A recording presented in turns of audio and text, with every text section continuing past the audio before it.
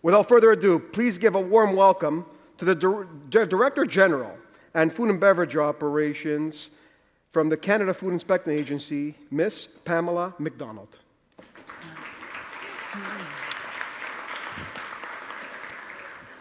Oh my goodness. Good luck. Hi, thank you.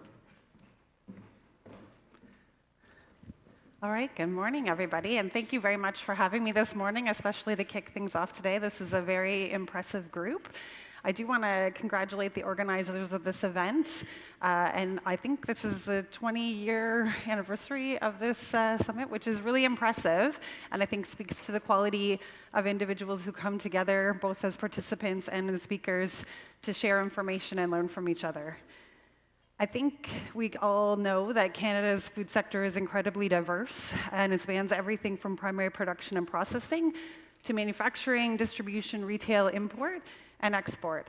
And while you all may operate differently, we all share a common goal, that being maintaining a safe food supply while supporting innovation, economic growth, and access to domestic and international markets.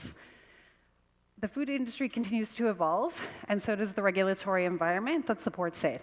Today's discussion, I hope to share some information on how our inspection environment is evolving, including some recent organizational changes that we have experienced at the Canadian Food Inspection Agency, some evolutions in our risk-based oversight, licensing program, and regulatory requirements, as well as some common compliance challenges that we see when we're out doing our work. So my hope is to be able to provide you with some practical insights, and I hope to not talk so much that there's no time at the end for any questions that you may have. At CFIA, our approach is focused on prevention, transparency, and risk-based oversight. The food safety is a shared responsibility, so as businesses, you produce safe food, and CFIA verifies compliance to help maintain that consumer confidence and market access in Canada's food system. We do so by providing guidance, digital tools, and online resources in order to share information and manage expectations in terms of what you can expect whenever we arrive at your door. In terms of our inspection process itself, and I hope this isn't too repetitive for some of you, but we have a consistent inspection approach, whether we're talking about food safety, animal health, or plant protection, whereby our inspectors follow the same 4 inspection steps: preparing for their inspection, conducting the inspection, communicating the results, and then following up. We have 3 types of inspections that we do: preventive control inspections, sample collection, and commodity inspections. And commodity inspections would be things like our basic labeling verifications, making sure that any claims that you're making on your product are factual. And so, as I mentioned, as inspectors are going out and identifying what they're going to inspect, they have a work plan. We do our annual work planning. We've actually kicked it off. We're already looking ahead to next fiscal year in terms of what areas of focus we may want to have. Our inspectors have access to a digital database that is connected to your My CFIA profile.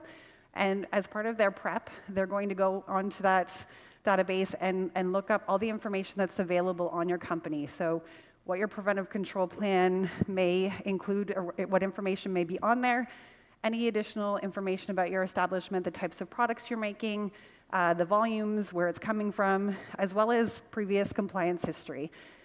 Ideally, if you are part of a company that operates in multiple provinces, then inspectors would be able to see any previous inspection results, but that will depend on if your license is covering the overarching national perspective or if you have a license for each individual bricks and mortar facility. When the inspectors are conducting the inspection, they're going to do a walkthrough of your facility, and I help identify the scope of what they're going to look at. So they're going to look at your operations overall, they're going to look at your preventive control program, what the actual conditions are in the establishment, and then compare that with the regulations. They'll communicate the results to you in the form of an inspection report, and then if there are non-compliances identified, you'll be given a time frame to correct those items, and then the inspector will be back to follow up. Our goal overall is to improve the conditions of the facility and make sure that any issues have been addressed. In terms of preventive control inspections itself, hopefully folks are familiar with the 7 elements that we have. In most cases, an inspector is not going to do all 7 elements at one time. That would probably take 4 to 5 days in some cases, because each of these elements have sub-elements. But our PCIs are designed to look at your systems and what preventive controls you have in place to address those issues. And the inspectors are really looking to see that you are consistently following your preventive control plan and are effectively monitoring the conditions of your facility. So it's not enough to have everything shiny and looking good the day the inspector arrives. They're able to tell if this is a consistent process that your staff are following. And so we want to look and make sure that you have mechanisms in place to identify and correct risks before they happen. That's where the PCIs get their name, is that preventive control approach. Inspectors don't usually, as I said, look at all 7 elements in the inspection, but they will look at a specific element. In part, it's pushed by the type of commodities you produce. So if you are producing meat products, then they're going to look at your process and product controls. They're going to focus on sanitation. They're going to definitely look at traceability, versus if you are making manufactured food products, so cereal, breads, they're going to pick and choose a couple of the elements to do over a period of time. And so, for example, if we were to look at the sub-element of process and product controls, inspectors will look at how you are identifying hazards in your facility and how you are determining control measures and applying them in that particular instance. And so we will be looking to verify that they're actually working whenever we're doing that on-site. And that on-site can look a little differently depending on the type of establishment you have. Inspectors have the flexibility to do interviews, review records. If you have validation studies that help support how you've made decisions or how you're addressing some of those hazards, they may review those in order to come to a decision on whether you are effectively managing the critical control points in your facility. And so that's where we hear a lot at CFIA about inspector inconsistency, but we've intentionally given inspectors some flexibility in terms of how they do the inspection itself whenever they're doing that verification. Because if you're a facility that has a really high compliance history, maybe the inspector doesn't need to do all of those things, interviews, record review, looking at the validation studies. Whereas if you're a facility that may never have received an inspection for that particular sub-element, then perhaps that inspector is going to look into things in more detail because it's our first visit in quite a period of time. And so overall, the design of the system is, again, to be preventive and look from a systems-based lens on how things are working in your facility. I think some of you may have heard that, and I mentioned in my opening remarks, that CFIA has recently gone through a reorganization. And so for those of you who have interacted with myself and my colleagues previously, we were organized more by function. So I've always been part of the operations branch. That's where the inspectors are.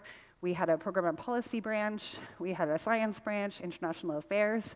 As of April 1st, we reorganized by business line. And so now we have an animal health branch, a plant health branch, and the newly established food safety and science branch, which is where I work. The reason for the reorganization is to allow for great accountability, but also an enhanced cohesiveness. So we have one vice president, Debbie Baird's for Green, who some of you may have met in the past. She's accountable for everything that we do in the food space. And just in case there's any folks from the slaughter space here, slaughter falls under the food umbrella, even though I recognize it kind of straddles animal health for some of the activities that we do there. And so under Debbie, you have myself. I'm the Director General for Food Operations, and so I continue to have responsibility for the Office of Food Safety and Recall. My team continues to support the inspectorate through issues management and the provision of guidance and how we do our inspection work. But I also have the food import teams for both meat and non-meat food, as well as 4 risk intelligence teams under my structure. So it's a very operational, pulling together all of the pieces of how we implement the food program. And then we have a Director General specifically for food programs. We have a Director General for food safety science. And then we have a director general that deals with horizontal business transformation, which is a group that is relatively new to us, but rather exciting because they are the ones that will take ideas that industry may have to innovate how they want to do things or how they would like CFIA to apply oversight and work with us together to make it a reality. So an example would be the use of cameras and videos to do some of our inspection activities. So there are instances where industry comes to us with ideas, and now we have a team that's going to be able to help coordinate and manage those types of items. So it's very exciting, but it's also a lot of change. I just started April 1st, and so we're still getting used to our new structure, and I'm learning a lot about some of my new responsibilities under my role. In terms of the risk-based decision-making tools, so we have for a long time had a team that has been responsible for the establishment risk-based assessment model. And that's the team that took information that you put into your MyCFIA profile, that you would have input into your additional establishment information questionnaire, and they use that with their algorithm to assign a risk rating to each establishment. We're continuing to expand on our machine learning models and using artificial intelligence and technology, and we've also adopted a tool. It's called FIRE, so it's the Food Import Risk Explorer, which allows us to look at what data is being generated around the world to see what types of illnesses, what types of potential food safety risks may be existing, and look at, okay, what does that mean in terms of what we are focusing on at CFIA? So it will look at import volumes, recalls in other countries. We look at illnesses that other countries are seeing, as well as any sampling data that may exist, and use that to inform our program design as well as our inspection work plans. And then we have also been looking at import trends, given lots of interesting things happening in the tariff and trade space. I think we are seeing some shifts in terms of where companies are sourcing ingredients and materials from, and we're seeing that the companies are needing to go away from maybe some of their traditional suppliers and explore alternative sourcing countries. And so we're looking at what the impact of those patterns may be in order to see if that changes any of the risk profile for imported products coming into the country. And that may also impact some of the ingredients that you're using, so that we can see if we need to be concentrating our efforts in a different space. So as an example, based on some of our analysis, we were able to intercept a shipment of canned meat that was coming from a country with an animal health disease that is of huge concern to Canada, and make sure that it didn't get out distributed broadly and put things at risk. So those are the types of things where we're trying to look at data that's available through our partnerships with other government organizations and foreign competent authorities to use our inspectors a little bit differently and help mitigate any potential risks to Canadians and continue that highly coveted reputation of food safety that Canada has. And then, of course, we continue to try to evolve the information that's available to industry to meet your needs. I think we still will have lots of work to do to continue to keep up with all that you are doing and to try and make sure that you have the information from us to be able to help you and support you in your business. I think when I was here last year, I talked about some changes that we were making in the licensing space. And so licensing is probably not new to any of you if you're here today, and is part of our framework covered by the Safe Food for Canadians regulations. Historically, when you applied for your license, you had to create your MyCFIA profile. You had to attest that, yes, I have a preventive control plan, and it's written down, and I've done my homework, and then you would pay your fee, and we would issue your license. But following a rather significant food safety issue that happened in Ontario, we had done some internal assessments and determined that we need additional information to really make sure that we have a solid risk profile for all of the companies that are licensed with CFIA. And so we had introduced what was previously called the Additional Establishment Information Questionnaire. That was rolled out kind of sector by sector. We started with dairy, and then we went into, I think, processed products, and eventually we're kind of trying to evolve across all of the food sector The pandemic disrupted things in terms of our plan, as I'm sure it did for many of you, such that we didn't quite get all the way through to the manufactured food sector. And so based on some lessons learned, we have now changed the name of that additional establishment information questionnaire. It is now called the Food Safety Supplemental Information. It does contain some additional questions where we're looking for additional detail on volume and a bit more specificity on the categories of products that you may be making at your facility.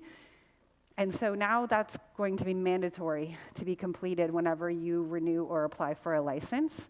And you will not be able to go forward with this step unless that is completed. And then if there are significant operational changes in your preventive control plan, as well as just during your renewal process, we will also be doing an interview with you, and that is just to verify the information that you have provided as part of that questionnaire.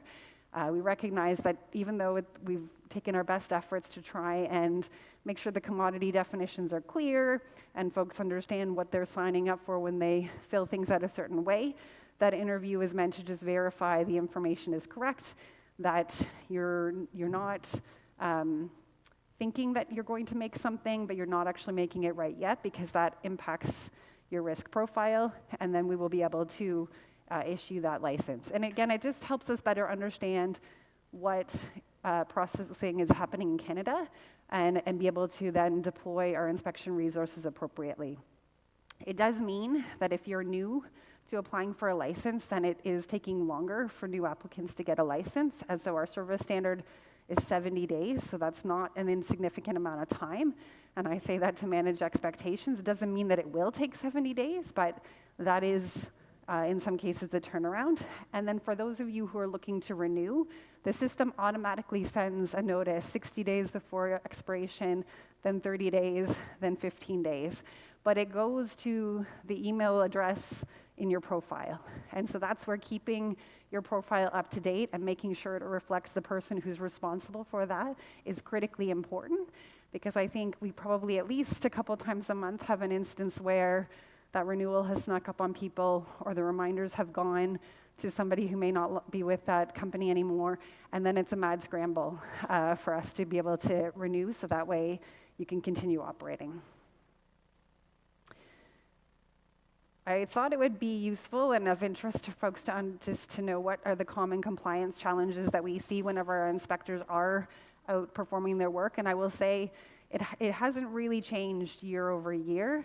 This is reflective of the food sector in its entirety, and it is thanks to some recent work that we have undertaken specifically in the manufactured food sector. We have what we call the MF Blitz ongoing right now, which is a team of dedicated inspectors that started in September of last year, who are going out and doing inspections at manufactured food facilities who may not have had an inspection since they were licensed sometime over the last few years. And just an example of how important the licensing application and the data you provide is, when we started the Blitz, I think we were sitting at about 2,300 license holders we were going to have to visit. And through the course of the work that we have done, and in verifying functions and what companies are actually doing, that number is down actually to under 1,800, because either companies have determined they don't actually need a federal license for what their business is actually doing, or they've indicated they make a product that falls under the manufactured food category, and in fact they don't. And so we've been able to clean up that and help the company kind of reset their risk profile and take them off of our list. But back to these compliance issues, these are the types of issues that we typically see.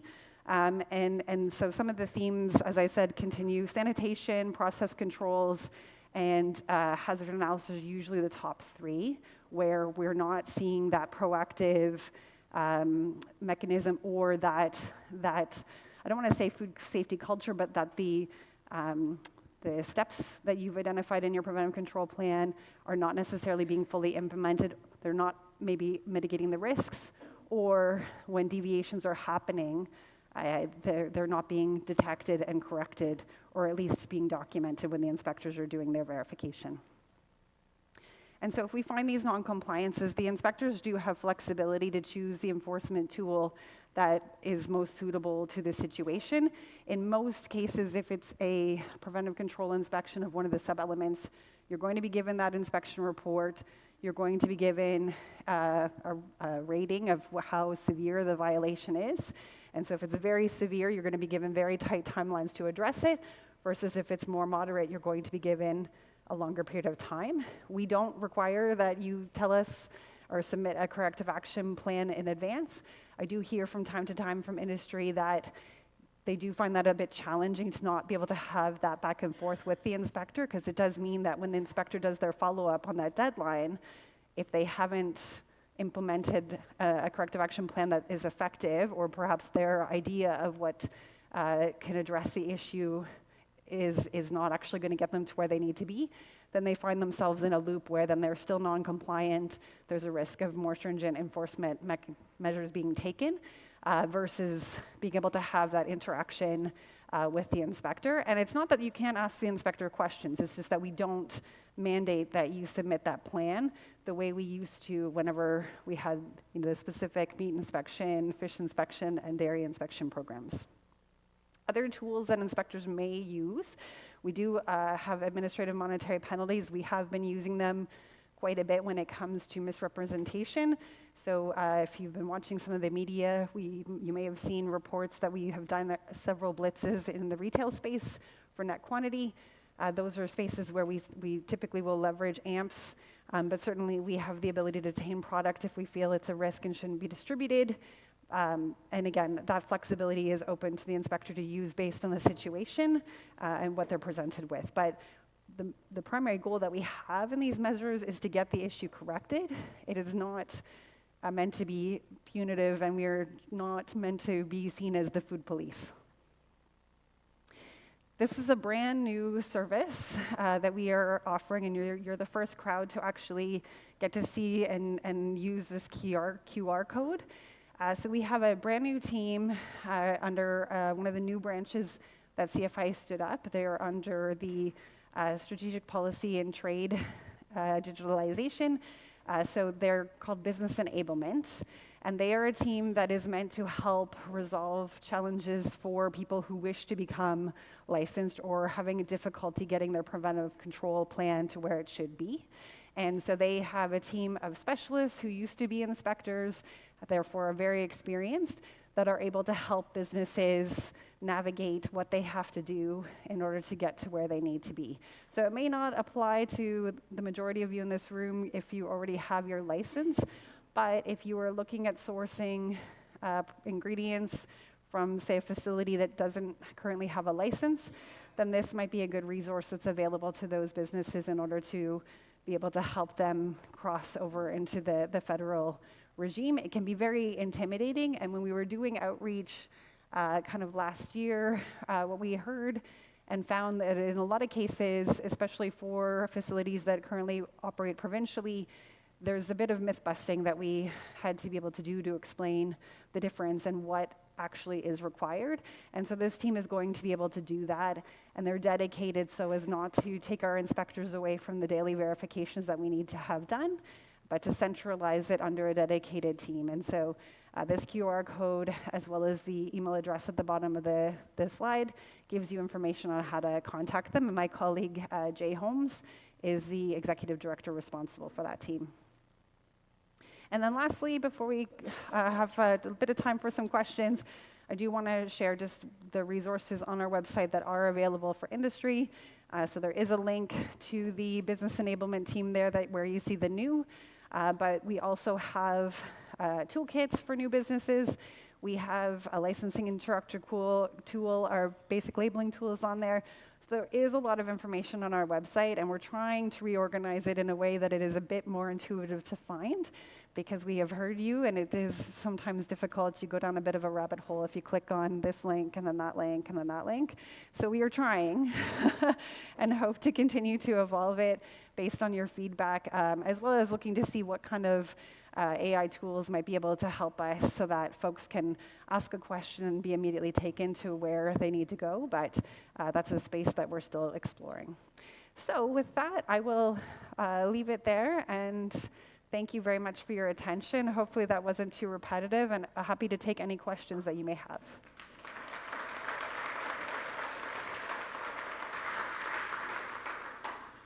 First one there, and then the second one will be right here. Hi, Pam. I'm Amit Jagirdar. I work for the Atchison Group. Thank you to you and CFIA for keeping our food industry on track. People usually follow rules because of compliance and not just conscience, or consequence and not just conscience. My question is on the other side of the coin. Are there any plans for recognition or any positive reinforcement to the industry that is actually going above and beyond, so that the leaders in the organization see value in that, or it becomes a marketing aspect for the food industry and those decision makers, that all that investment in CapEx, in resources, are recognized in a positive way? Thanks. I love the question and the suggestion. I'll be very honest. Hadn't thought of that. I think typically, because I get, my team gets a lot of the questions for the media on, what is CFI doing for this? What is CFI doing for that? And probably wouldn't be surprising that we do get criticized that we're not doing enough. And so therefore we tend to, when we put things on our website, it tends to be, well, we found this bad actor and we found that bad actor. But I like the idea, and I think it's something that I can take back to our team in public affairs to see if there's a way of doing it that doesn't, we don't want to seem like we're being partisan to any particular company, but you're right, there is a lot of great work that you are doing collectively, that companies are working together and sharing information that's really impressive, and I think really allows a level of specificity, and we haven't been able to. I've been watching, I get updates from the USDA page, and it's interesting to see how they navigate this space. They announce everything, every little conversation, and so I think there's an opportunity to be a bit more proactive. We're very humble as Canadians. That was my observations during a recent trip overseas, that we're doing amazing things in Canada in terms of our technology, how you guys are processing things, the tools that CFIA has, that we just think, oh, this is no big deal, like this is what we do. Yet other countries are just starting to do those things. And so I think we have to figure out how to showcase that and not maybe be so humble, not be so Canadian in that way, and really showcase it. So that's, you've given me a different way to look at it that I can take back. So thank you for that. Thank you. Next question. Okay, well, there, then. Yeah, thank you. It was very informative for us. I have a question, because we know that now industry is seeing that CFI is ramping up inspection, going up to all the low-risk industry as well, which was historically not being inspected before, and that's a good thing. My question to you, that if we have a multiple manufacturing facility in same location where it is similar process product, what is your advice to have them listed under one license, or each facility is better if they acquire different, say, full Canadian license? What do you suggest for that? Thank you. You're welcome. So it really is up to you. I guess there are pros and cons to different strategies with licensing, and I think when we introduced the concept of licensing, we went from that bricks and mortar approach where we licensed a building and facility and to a process or activity type approach, which gives you flexibility. In having separate licenses for different processes, it does mean that then you're creating a separate profile, which means that we have a separate risk-based profile for you, and our inspections and oversight will be linked to that. And so in the same building, if you have multiple licenses, you could be seeing our inspectors an awful lot, and then it's going to feel very intense versus integrating it under one license that reflects everything that may be happening, and then our risk-based oversight reflects that.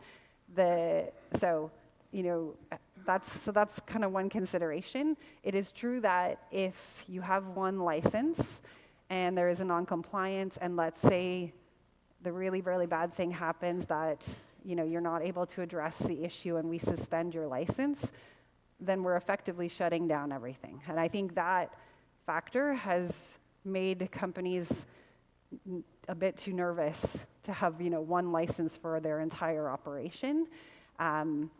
But that also doesn't happen all the time. Like, we don't issue suspensions every week or even every month.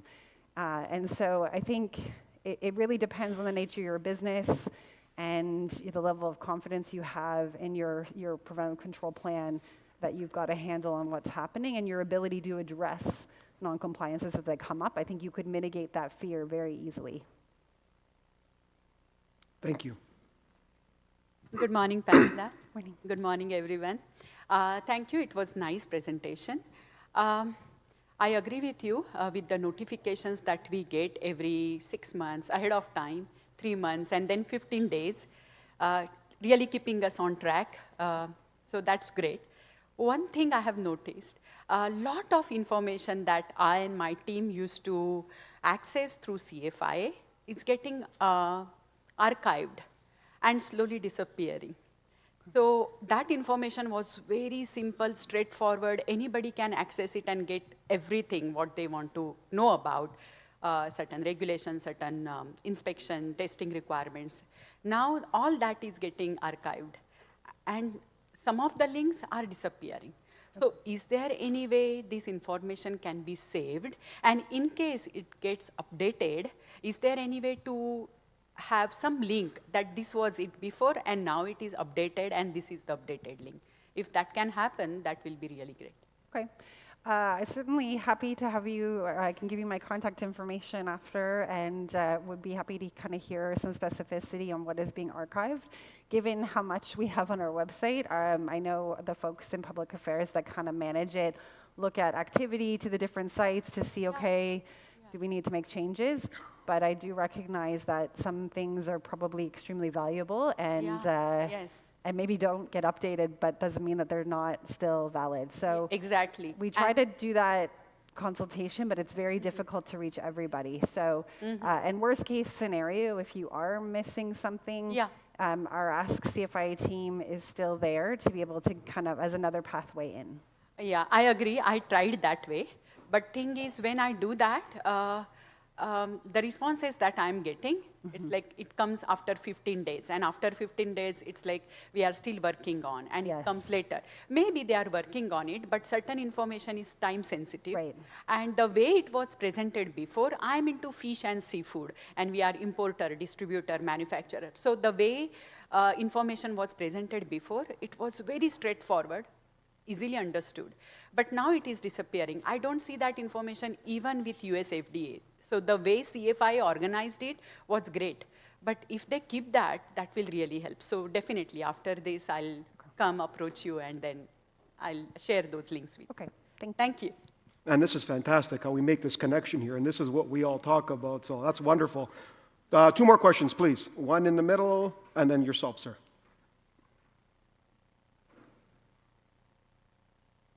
Pamela, you're a very important person today.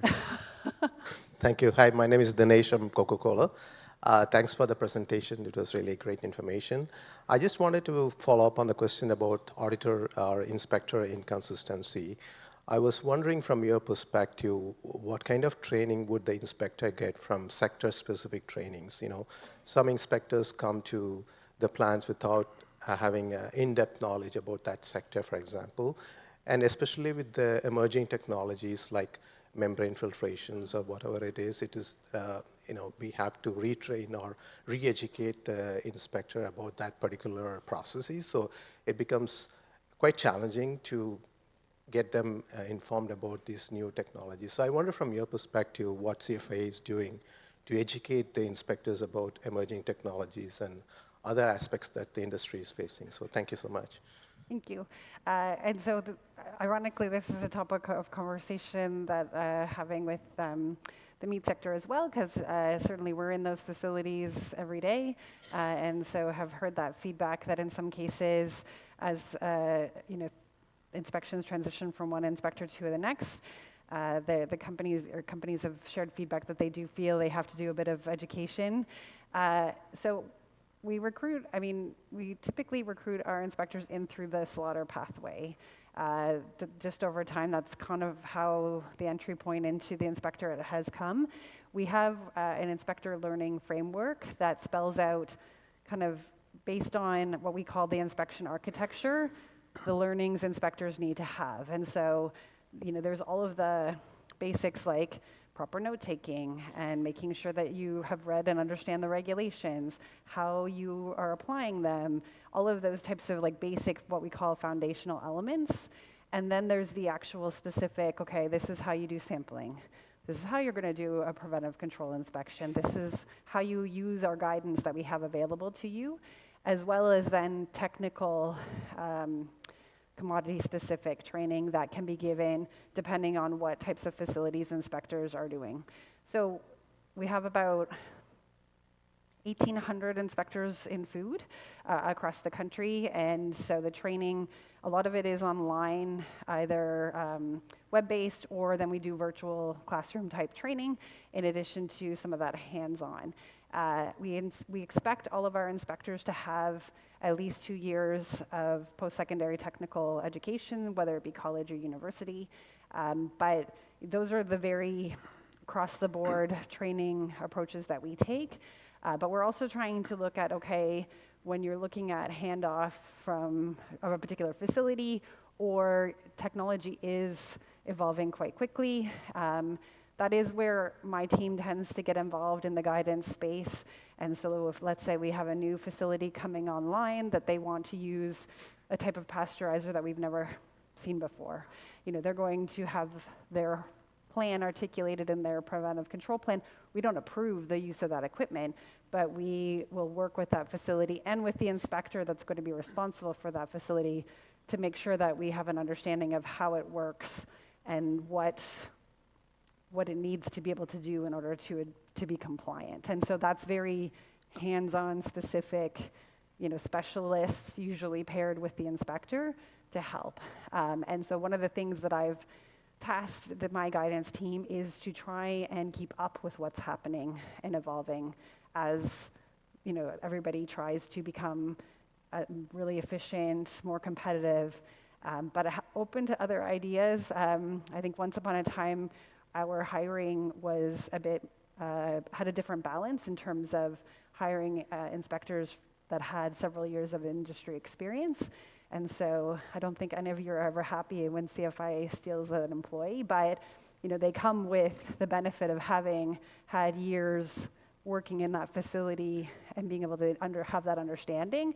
And I think a blend of that is really useful. And those are the types of conversations that we're having. It's the challenge.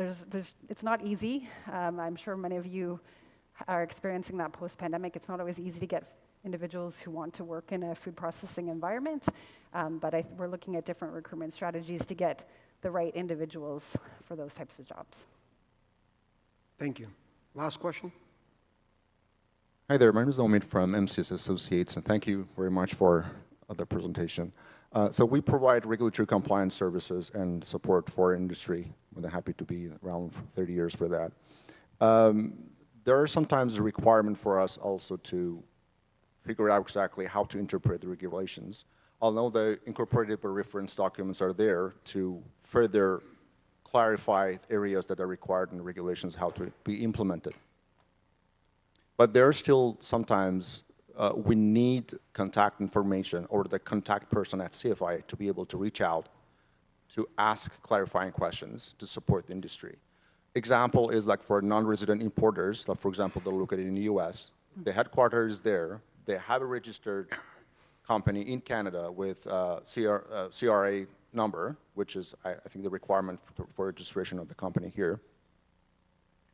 But then their facility is closed here. They still have the company here name, the headquarters in the US, and they're thinking of whether they can put their address in US on the label of consumer prepackaged product, or they have to put they can put the company name here in Canada, put the address in US.